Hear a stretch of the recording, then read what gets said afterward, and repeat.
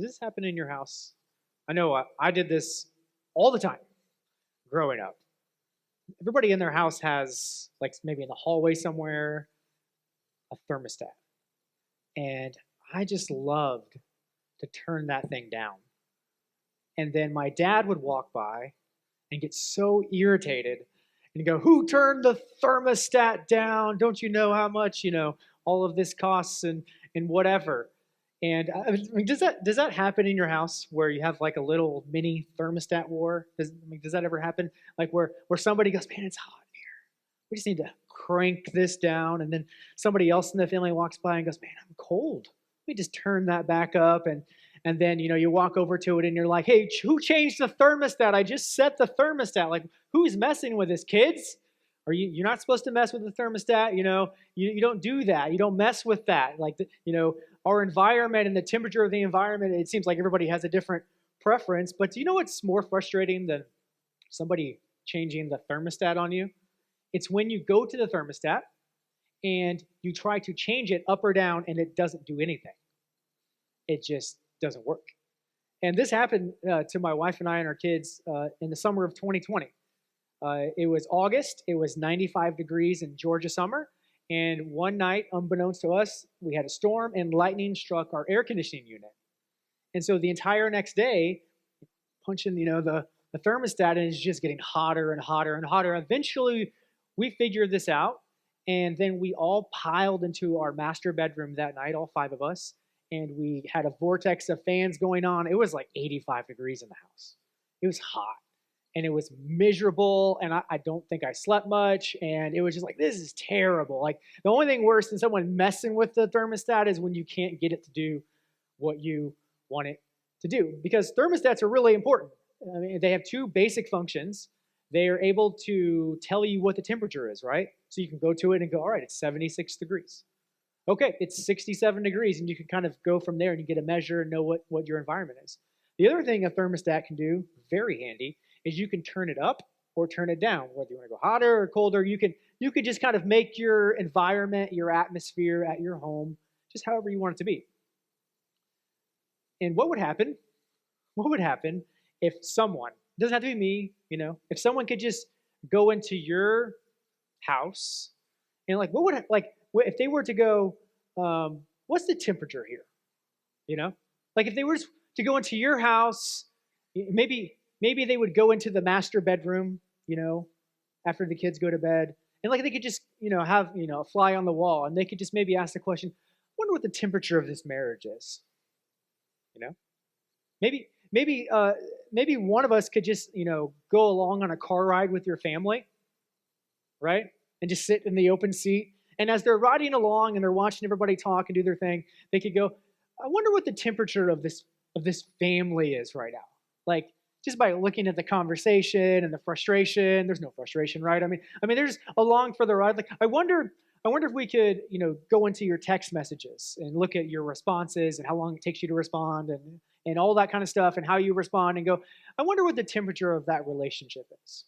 Like, I wonder what the temperature of that friendship is. I wonder what the temperature of that marriage is. And that's the question I want to ask today. What's the temperature? What is the temperature of your relationships? What's the temperature of your marriage? What's the temperature of that friendship? What's the temperature of your relationship with your kids or as a child with your parents?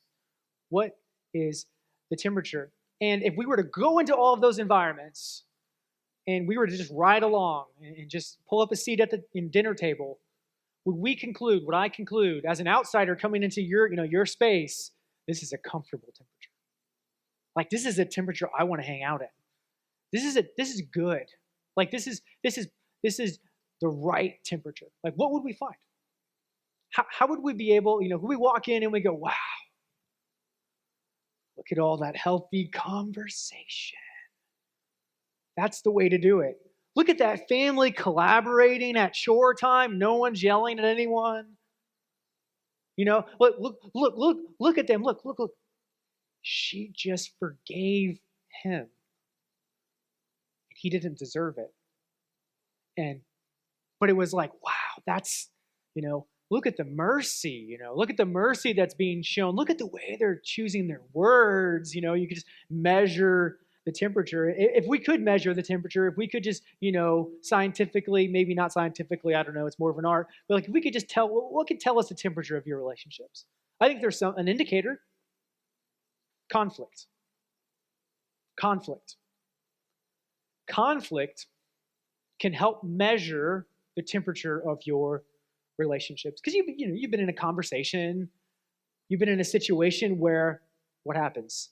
The temperature turns up a little bit. Sometimes it catches you off guard, right? And the emotions start coming out. And you realize that after that sentence left your mouth, that struck a nerve. And you didn't really mean to strike that nerve. I mean, maybe you did, but probably didn't. And there's tensions. You know what I'm talking about? When it just gets uncomfortable in your environment. When it gets uncomfortable in your relationship. And it's usually that topic. When you get to that topic, temperature changes. Or when you're around that person for that length of time, temperature changes, right? I'm like, you've been there, you've seen that.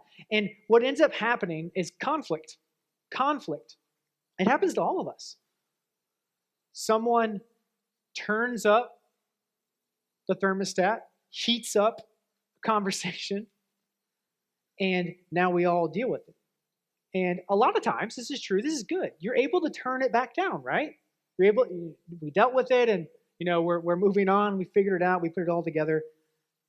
But what do you do when you have a tough time turning it back down? What do you do when resolution or, what do we do from here is really gray? And the emotions are still kind of there, but you're packing it away. You're just going to pack it away because you got to do the work week, got to get the kids to wherever, and you just got to put it all together.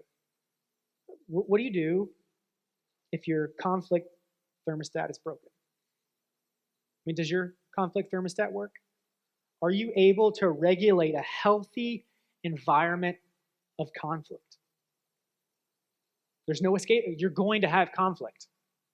And so how are you able, what environment is the conflict happening in your most important relationships? In this series on Proverbs, we've been calling it our guide to be wise. And this has kind of been the theme verse for the whole series. It's Proverbs chapter 14, verse 12. It says, there is a way that appears to be right. But in the end, it leads to death. I'm going to paraphrase this just a little bit for our topic today.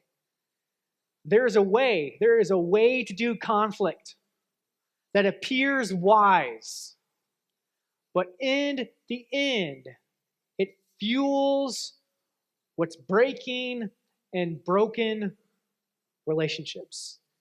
And the problem is, most of us in our relationships or in that relationship, some of them are fine, but in that particular relationship, the thermostat is broken. And you don't know how to set a healthy temperature to do these sorts of things. And some of it isn't your fault. I mean, because a lot of us have been exposed to some pretty toxic environments where conflict was never done right. And so we just kind of carry that into every conversation and argument and disagreement, whether we know it or not. And then, for some of us, it definitely wasn't modeled for us. Like we haven't seen, how do you do this? Like, is there a way to disagree and we don't have to go pick corners and never resolve anything? And here's what I want to convince you of, okay? Because you might feel this way. You might think conflict is bad. Like we're going to measure our relationship by the amount of conflict that we have. And let me just tell you, that is not the measure. Okay? Conflict is not bad. We're just bad at it. We're just bad. We're just bad at it. We actually need conflict. In fact, if you want better relationships, you need this. You need to harness it. You need to know how to navigate conflict. Here's what Winston Churchill says. He says, criticism may not be agreeable, but it is necessary. It fulfills the same function as pain in the human body. It calls attention to an unhealthy state of things. Conflict Conflict can be leveraged. Let me just tell you what the goal isn't with conflict. The goal isn't conflict avoidance, okay? Some of you, like this is your strategy right now. Let me just do everything I can not to, have to bring that up. Or like, let me just tiptoe around this topic, or let's just not set her off or set him off. We don't want to have another one of those. And so you're just kind of living going, all right, what's going to regulate the temperature is if I just avoid any and all conflict. I don't like it anyway. I'm uncomfortable in it. And so I'm just going to avoid it. And let me just tell you, that is a bad strategy. How do I know this? Has it worked? No. Another strategy that we like to employ is conflict ignoring. This is a little different than avoidance. Avoidance at least acknowledges it's there. Ignoring is like, hey, we're good. Relationship's great. Never been better. I'm not mad at them. Because if you were to like really, discover what you're actually feeling, you might have to have some conflict. And so sometimes we just go, we don't have time for conflict. We got stuff to do. We got bills to pay and kids to get here and there and there and there and there. And so we don't have any conflict at all. We're fine. We don't have time for this. And so we're just going to ignore it and we're just going to move on. Another kind of approach is conflict inviting. All right. What are we about to disagree about? All right, here's my opinions. Let me tell you how you can fix this problem in your life. And we're just ready to get in. Like some people, we're just looking for it, right? We're just like, oh yeah, I get to resolve something today. I get to solve a problem. We get to finally talk about that. I've been waiting all day for you to bring that up so I can give you my bullet point, analysis of our relationship and that particular decision that you had. It was a terrible decision, and that effort, that was bad. You know what I'm talking about? Like you're ready to get in the ring. Like you're just wired like that. Here's the thing. Our conflict needs a thermostat. Because we're going to turn it up. Someone's going to turn it up. We need to be able to know how to turn it down. The climate of your relationship improves, Jeff Henderson says, when conflict is resolved. And so we actually have to create a healthy environment for conflict. In order to do that, we sort of have to go, okay, what causes conflict? What's causing this conflict? And is there any guide for me to begin to resolve some of this, or at least to begin to create a healthy environment for this? And Proverbs can function for us as a sort of thermostat. It can tell us the temperature. And here's Proverbs chapter 6, verse 12 and following. A troublemaker and a villain who goes about with a corrupt mouth, who winks maliciously with his eye, signals with his feet, and motions with his fingers, who plots evil with deceit in his heart. He always stirs up conflict. Therefore, disaster will overtake him in an instant. He will suddenly be destroyed without remedy. And so the writer of Proverbs is introducing us to another one of the fools we've been looking at each week. Who is this fool? The troublemaker. And so what we're going to do right now is we're going to ask this question. Am I the troublemaker? Am I the troublemaker? How do you know? Are you always stirring up conflict? This doesn't have to be aggressive. That's really obvious to point out, right? This could be passive aggressive, right? Am I always, me versus them? Am I always stirring up? Am I looking for a fight? In fact, if you were to kind of dive into the Hebrew here with the word troublemaker and the word villain, you would really kind of get a hard translation, but it really means whatever this person is, they're not like God. They're like unlike God is almost the best way we can translate it. This person might be a troublemaker if they're a complainer. Like just constantly complaining about something. Someone might be a troublemaker if they're a protester. So like a decision's made and they're like, this is all the reasons why I don't think we should do this. And then you go along with the plan, and on the plan you say, this was why this was a bad idea, Always. This is somebody who will do whatever it takes to win, whether they have to raise their voice and shout their way to a victory or get quiet and reject and, sort of manipulate. Troublemaker. And notice, in an instant,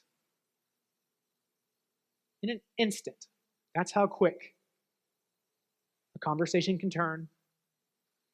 And that's how we need to be ready to turn down the climate, turn down the environment so that we can have a comfortable, maybe not so comfortable conversation. Now the troublemaker is someone who is not just always, but they're stirring up. What does this word mean? It means that they're constantly sending off, literally. It can also be translated as they're letting go, They're letting go. They're setting free their opinions or thoughts or whatever. Another way you could use this word is to shoot. They're just constantly shooting. They're constantly letting loose. They're constantly turning up the thermostat. Now, troublemakers think they're actually in control of the environment because they're constantly shooting, they're constantly turning. And what's happening is they're trying to force control over their relationships. But what's actually happening is they're destroying their relationships. They're destroying communication. They're destroying their environment and themselves. Proverbs 6:16 and part of verse 19 says this: there are 6 things the Lord hates. And we're just going to look at one because it's relevant to what we're talking about. A person who stirs up conflict in the community. And we sort of have to pause and go, whoa. God hates something? Like God hates this? If God hates this, then I should probably kind of lean in a little bit and go, I shouldn't do that. And he says he hates when conflict is happening in relationships, in the community. And God hates this because it breaks relationships. Because God is not a breaker of things. He is not a breaker of commitments. He is not a breaker of love. He is a creator. And so when God looks at things that are being broken and breaking, he sort of goes, I'm not like that. I hate that because that's nothing like my nature. That's nothing like what I've created for my people and the people of the world to have. I really like what Proverbs 26 says about conflict. Here's what it says. Without wood, a fire goes out. Without a gossip, a quarrel dies down. As charcoal to embers and as wood to fire, so is a quarrelsome person for kindling strife. If conflict is like a fire, how do we keep it from burning down the forest? How do we keep it from burning our marriage down? How do we keep it from completely ruining the relationship with my son or my daughter? How do we keep it from completely destroying the relationship with that person, with that friend? We have to ask the question, what's the fuel? If conflict is like a fire, there has to be fuel. There has to be something fueling it. Every fire needs fuel, and by the way, we have a stockpile of it. Do you have a stockpile? Piled high of that offense and that offense and that, you didn't do that, you didn't. It's all here. And what makes unhealthy conflict is when we stockpile this stuff. And one of those fuels is unmet expectations. Some of those aren't even voiced to the person you're upset at. You never actually asked them to do this, but yet you're unhappy with them because they're not doing something you need, which you might actually need that. Or maybe you did say you would do that and you're not doing that and you're wondering, why is she so mad at me? It's because you said you would do that. Of course she's going to be upset, And so the stockpile gets bigger. Some more fuel, lack of communication. That'll fuel some conflict. Hey, parents with kids in the room, we need to talk more, right? We can't just have our husband and wife time in the car as we're taking our kids somewhere.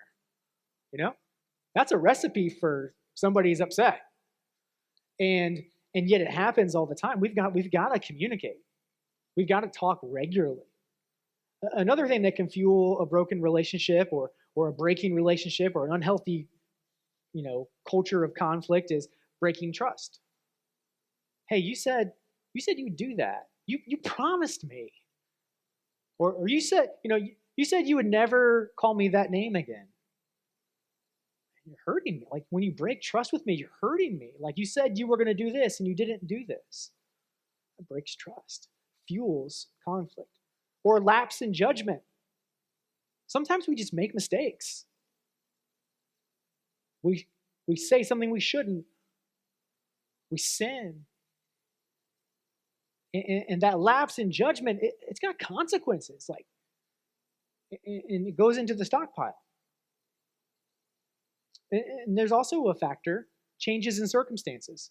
We don't necessarily control this, but hey, I just want you to know that if you're considering a job change, if you're about to welcome a new child to the family, if there's something crazy shaking up your family, if there's a new financial picture, get ready to mitigate against some conflict because changes in your environment will produce things that you have to work through. So don't be caught off guard by that.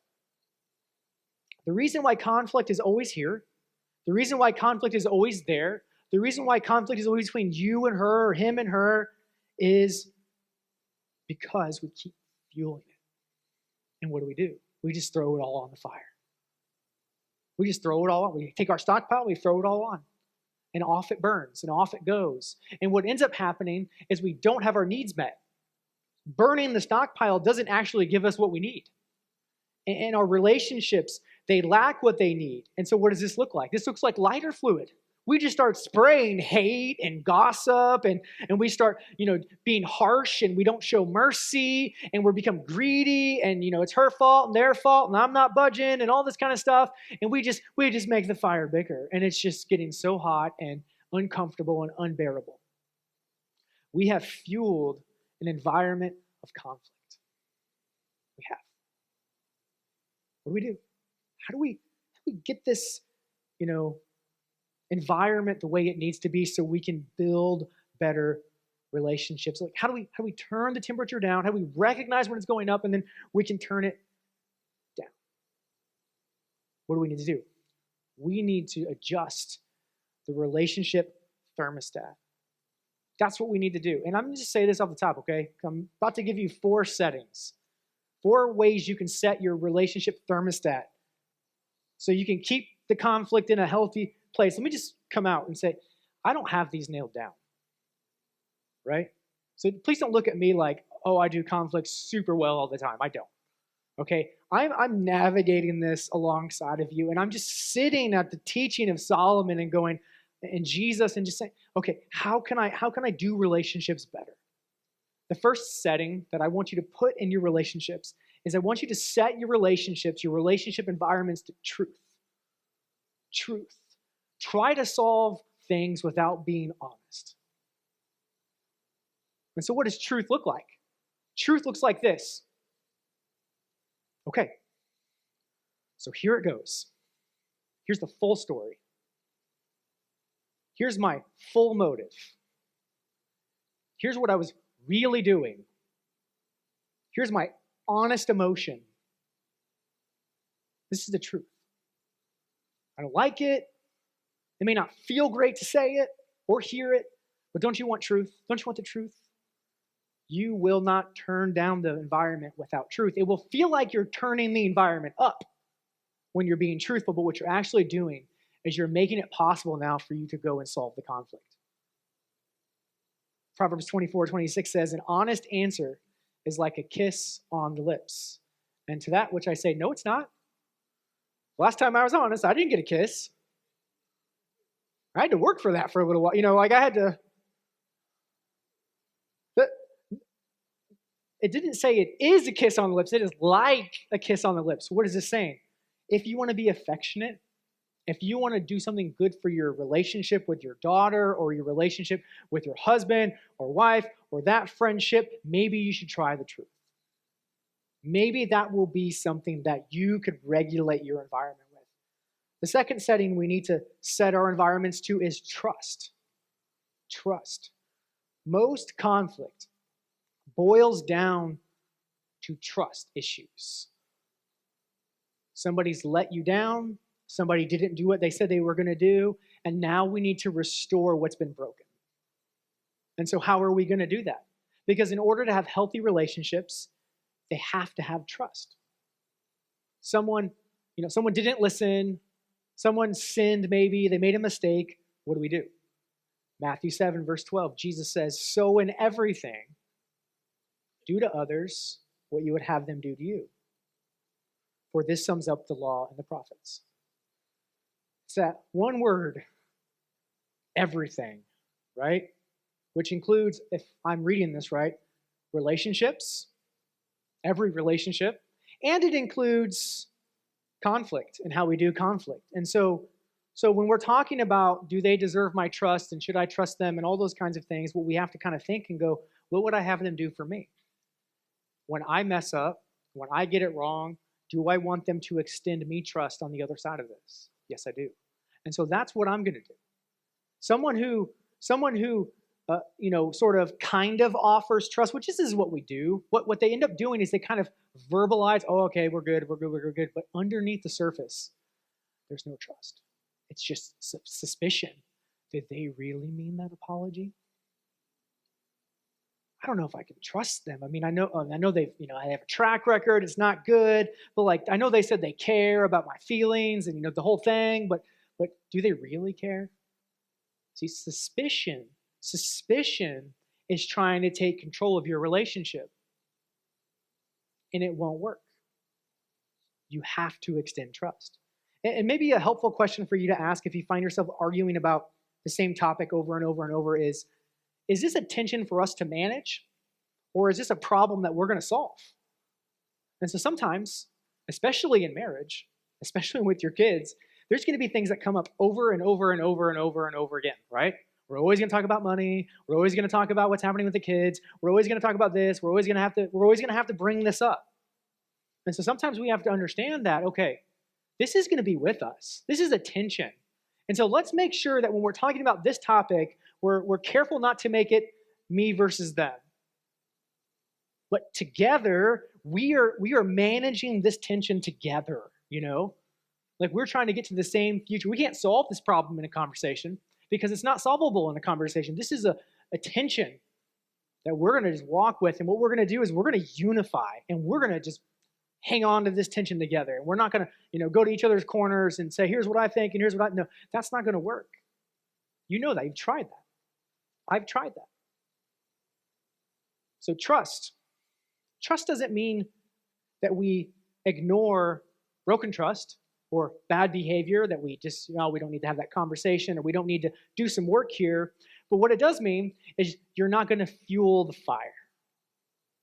You may have the right to throw a log on the fire, but if what you want is a good relationship and a healthy relationship, it might not be wise to throw that log on the fire. And all of the logs after that log goes on the fire. Isn't that how it works anyway, right? We kind of, here's one thing and here's everything all at once. And that never works. And so what we're going to do is we're going to set our relational temperatures to be patient. We're going to learn patience. We are going to slowly, wisely, some of these stockpile things need to be talked about, okay? We need to pick one up carefully, and we need to figure out how are we going to get at this in a way that's going to help. And so that's what we're going to do. Proverbs 15:18 says, a hot-tempered person. Some of you felt that. Didn't you feel that? As soon as I read a hot-tempered person, you're like, oh, that's me. Pay attention to that. Don't smooth it over, let's lean in. If you're feeling convicted by that line, then you need to really lean in. A hot-tempered person stirs up conflict, but the one who is patient calms a quarrel. And so what are we going to do?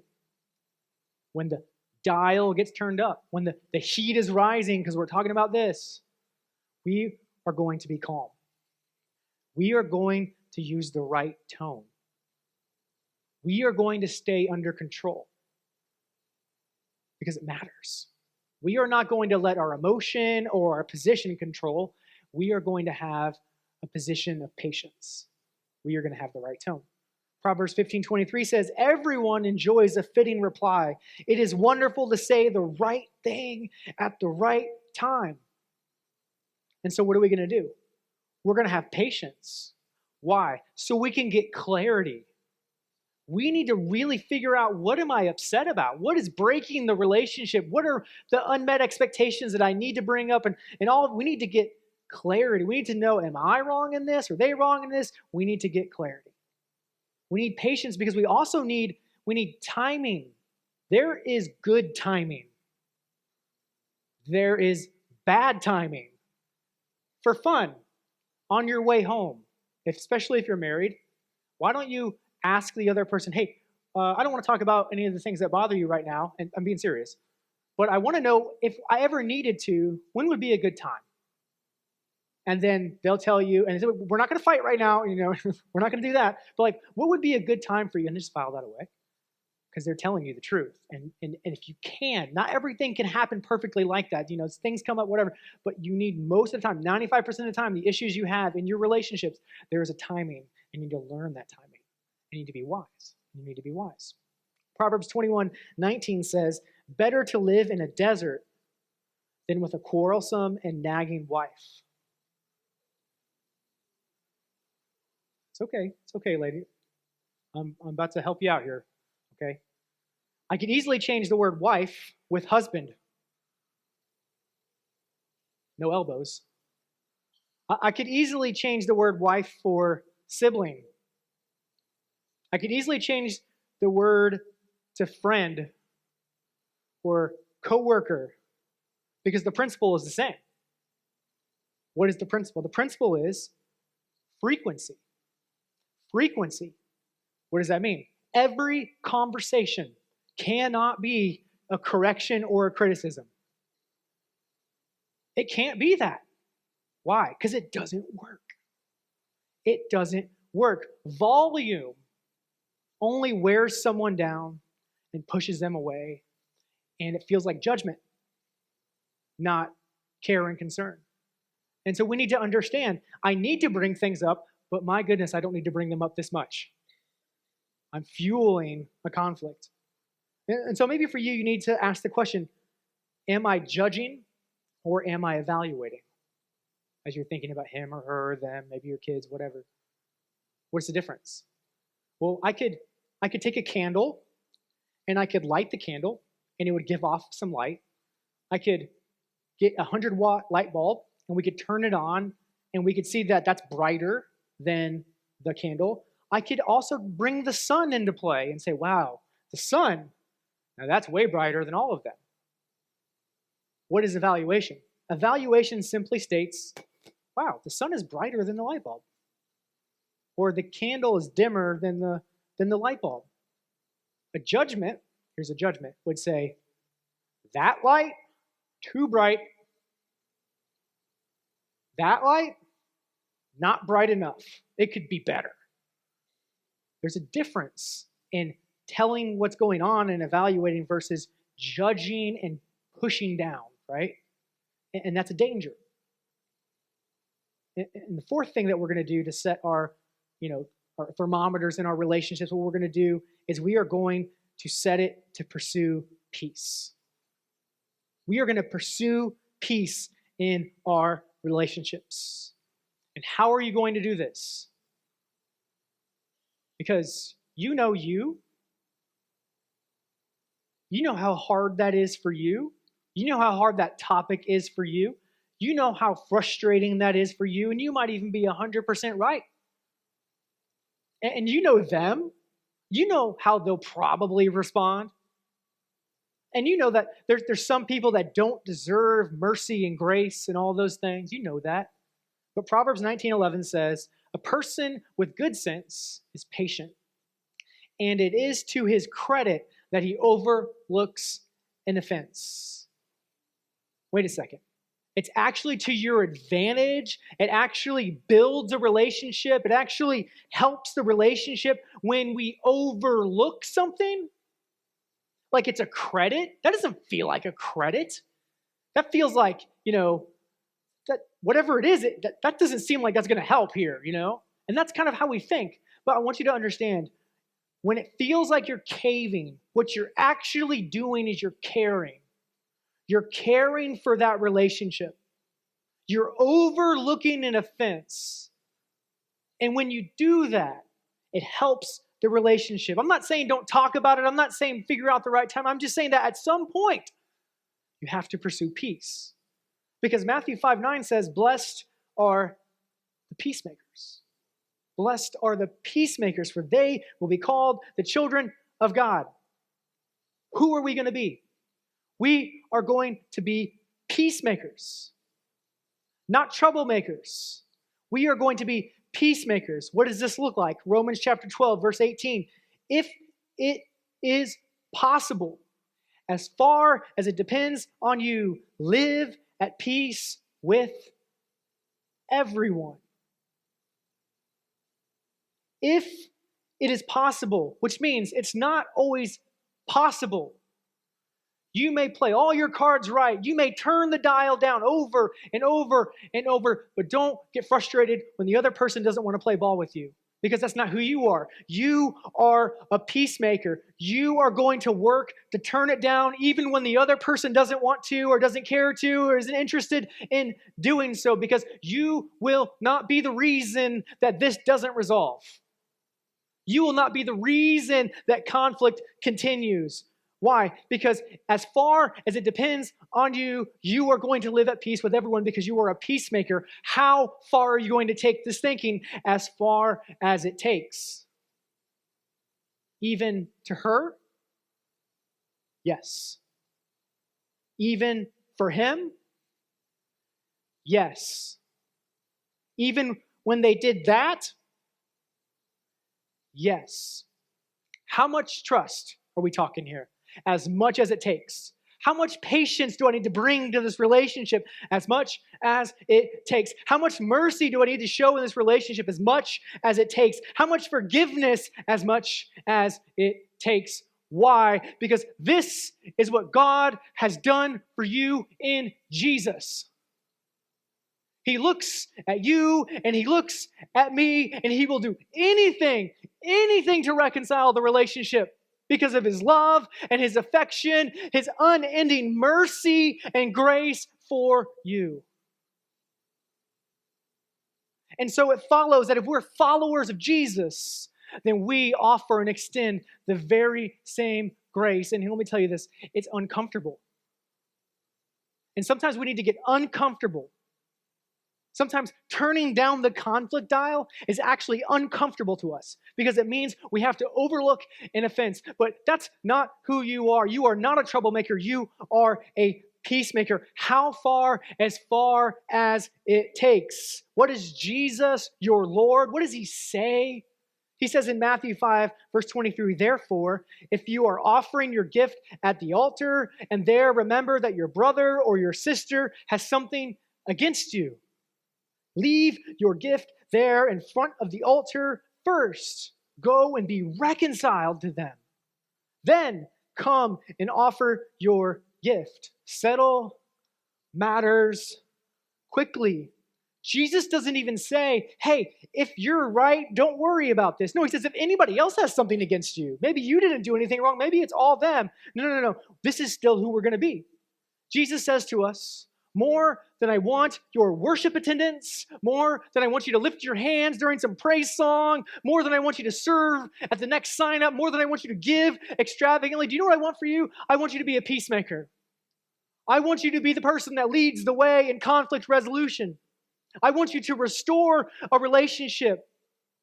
That's my vision for you. I want you the same grace and mercy and love that flows to you, I want it to flow through you to your relationships. And so what have you become comfortable? You're so comfortable not resolving this.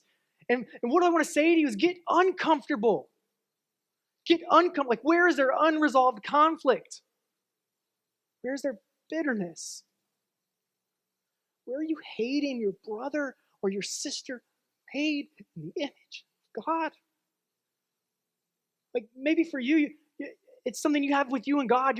You're angry at God, or things aren't right between you and God, and there's some stuff there, and like you're not resolving it. What do we need to do? We need to get uncomfortable. We need to decide it's time to reconcile. And that's what we're going to do today. We are going to be peacemakers. We are going to reconcile with him. We are going to reconcile with her. Maybe we're going to reconcile with Jesus. But what I know is maybe one of the best things we can do as we take communion today, maybe one of the best ways you can remember the sacrifice of Jesus, the body and the blood spilled out for you and me. One of the best things you can do, one of the best ways you can honor that sacrifice is to make peace. One of the best things you can do before you enjoy the grace of God is to decide, I'm going to give the grace of God. One of the best things you can do today is choose, I am going to trust. They don't deserve it.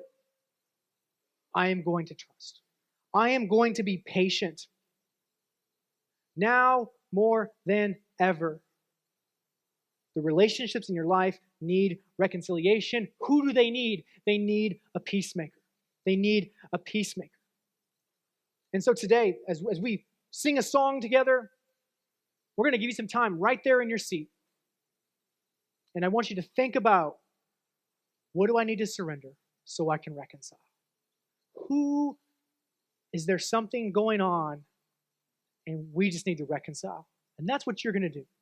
You're going to think about that before you take communion, before you think about the reconciliation between you and God. I want you to identify, what do I need to do? How can I show trust? How can I be more patient? Where does the truth need to play into all of this? How can I pursue peace? Because now more than ever, your relationships need a peacemaker. Your marriage needs a peacemaker. Your friendships, they need a peacemaker. The conference room at work, it needs a peacemaker. Your classroom at school, the hallways at school, they need peacemakers. The next family get-together needs a peacemaker. The next dinner table needs a peacemaker. And the very next offense committed against you, what does it need? It needs a peacemaker. Imagine if that's who you were.